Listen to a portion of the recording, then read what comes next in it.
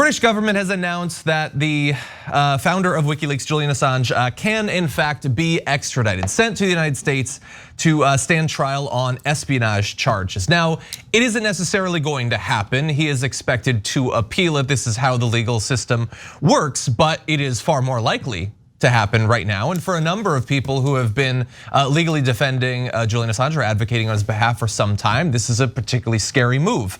On the other hand, you have the Home Secretary of the UK, Priti Patel, who said that his extradition would not be incompatible with his human rights, including his right to a fair trial and to freedom of expression, sounding like some sort of bizarre cyborg there.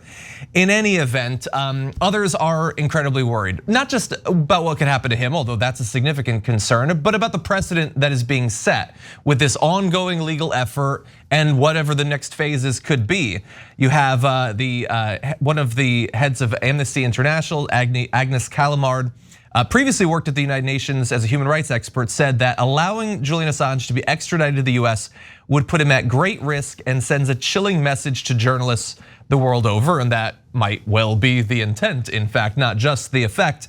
But they also say, if the extradition proceeds, Amnesty International is extremely concerned that Assange faces a high risk of prolonged solitary confinement, which would violate the prohibition on torture or other ill treatment. Diplomatic assurances provided by the US that Assange will not be kept in solitary confinement cannot be kept on face value given previous history, both in terms of how he has been held in the past, but also that's the United States, criminal justice system. We use solitary confinement as like a standard everyday tool, and it is just as inhumane as Amnesty International is saying there. So we have more on this, including Julian Assange's wife, but I wanted to give both of you an opportunity to weigh in. Yeah, so this isn't about Assange the person. This is about principles that we have as a country or don't have. So the two, and I say that because, look, there's some things that Assange did later in his career that I didn't love, like offering $100,000 for information about stories that kind of incentivizes you to create that evidence, whether they actually exist or not. So I've got some like very specific bones to pick on issues like that. But this is not about any of that. This is about his earlier work, which was exemplary. And by the way, world changing. It's, in my opinion, in a lot of ways, exactly what journalism is supposed to be. So the two principles at hand here are freedom of speech and freedom of the press, right? As one, are supposed to be our First Amendment, and more importantly, how Assange has been outcast from the rest of the press. Like the government picked him off because he was easier. He didn't have a big brand. He didn't have a multi-billion-dollar corporation. So he wasn't the New York Times or CNN. So they go, oh, that guy's an independent journalist, so he won't get as much backing from the rest of the press and everybody else. And he caused the most amount of trouble because he's not playing ball.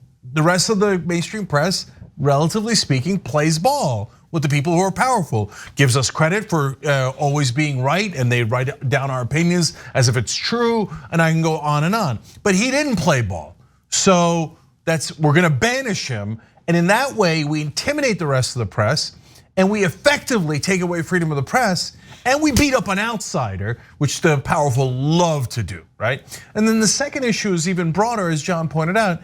It's that the rest of the world now is afraid, or certainly portions of their governments are afraid, and their people are afraid to send us any detainee, because whether it's about this issue or any issue, because we torture people and we do it regularly. And you think, oh, come on, really? Torture, that's a strong. Solitary confinement is definitely torture by all international law. Why? Because it drives you crazy, literally. It's not like, oh, metaphorically, kind of, oh, it was a little tough. I mean, even a limited period of time in solitary confinement, it causes significant mental issues, deterioration, etc. So they've studied it. There's no question about it. And we do it at a barbaric rate. I mean, the rest of the world is barely now waking up to, oh, America's kind of monstrous. It's like, in the old days, I was sending someone to Saudi Arabia, they're gonna chop off their arms and stuff, which by the way, they kind of do, right? And it's still the case, unfortunately, after all these years. And but America, human rights and the United Nations and stuff. No, we torture people here. We did it under Cheney and Bush. That was illegal until then, and Obama afterwards said, it is now legal. Okay, I choose not to torture people, but it's not a crime anymore. So now people are very legitimately worried that yes, Assange will be tortured, and he'll be tortured for the crime of doing journalism. So that's the sick state of America today. Ravana. Yeah, I mean, that's exactly it, right? Julian Assange is a journalist and a publisher who did journalism and publishing and is being prosecuted by the United States government for the crime of exposing their crimes and making them look bad, which is a big no-no apparently. But I also just want to point out that this is not like one party or the other. This is a bipartisan attack on journalism because it started under Obama, continued under the Trump administration, even though he had praised Julian Assange and sort of heavily indicated that there might be some sort of pardon for him, which never came. And it's being continued under the Biden administration. So it doesn't matter what party's in power, this attack on journalism, continues on. And it's also amazing, like I understand, there's this thing in the media where people just make everything about everything else. And so I try to avoid that, but like they've been hounding him across the face of the earth for so many years. And I don't know, did Trump try to do a coup? I don't know, we have to get into his frame of mind. Did he believe that it was a coup? Did he believe that the stuff that, as Cenk pointed out too, if you are powerful, well-connected, if you are considered untouchable, you can do basically whatever you want. Stuff that is far more, objectively more damaging than anything that Julian Assange did. And in the case of him, they're gonna be pursuing this. If they don't get him this time, for decades, it will never end, and I don't understand it. In any event, I want to go to some video of Stella Assange, Julian Assange's wife, talking about this development. This was always a possibility that Priti Patel would approve sending Julian to the country that has plotted to assassinate him, to the country that Julian expose the crimes of,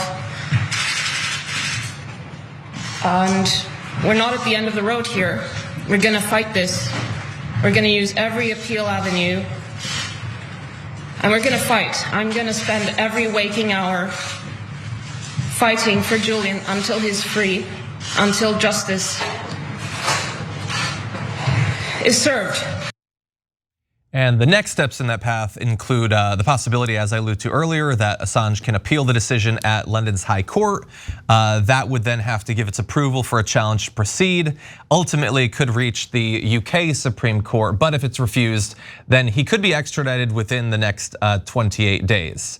And God only knows what the timeline would be like after that. But if he is found guilty in the end of all of the 17 Espionage Act charges that he's facing, originally brought by the Trump administration, he faces 175 years in prison, which that is just utter. There's a lot that comes up day to day in the news that just leaves you dumbfounded at the state of things. But that is absolute madness. Like murderers don't face.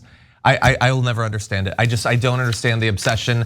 Whether you like him as an individual or not, and I think that there's plenty that he's done outside of his work that's just reprehensible as a leftist. Like he was perfectly happy to help a fascist get elected as president of the United States, doing untold damage to so many vulnerable communities in the US.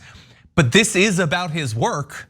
It is madness that you could spend a year in prison, let alone close to 2 centuries, and that should not be controversial. I don't know why it is. I understand inside of the news media, as Cenk so perfectly put it, but for regular people, if they pay attention to this, and it won't get talked about much, so there's a good chance that they won't, nobody would understand why any of this works the way that it does. Yeah, well, so that's gonna get to my critique of the rest of the media in a second, but first to double down on what Ravana was saying. So it's not just bipartisanship here in America, it's every government that's dealt with this, the UK, Sweden, etc. Whatever the American empire wants, the American empire receives. You would like us to turn over a journalist? Well, I mean, look, again, the Saudis chopped up Jamal Khashoggi, who was a journalist for the Washington Post. Yep. Instead, what we're threatening to end someone's life by putting them in prison for 175 years and maybe torture them for the rest of their lives. Okay, we're better, marginally. We shouldn't be marginally better than, by the way, our allies who are chopping up journalists, or our ally that murdered a journalist, Shireen Abu Akleh, right? So, and then that gets to the rest of the press. What are you guys doing? I mean, you should, at the White House press conferences, you guys should be going nuts over Assange and Shireen, etc., because that's killing journalists. That's imprisoning journalists for doing their jobs. But they don't view them as one of them. They view them as the dissenters. And punishing dissent is good, because then corporate media has even more power because they don't dissent. Then they get more access, and they're the only show in town, and they're a monopoly, and you better be inside the mob, because if you're not, well, you got no protection, you got no capos. Oh, you did great journalism, Assange, and exposed how awful the American government was acting. Well, maybe you shouldn't have done that, huh?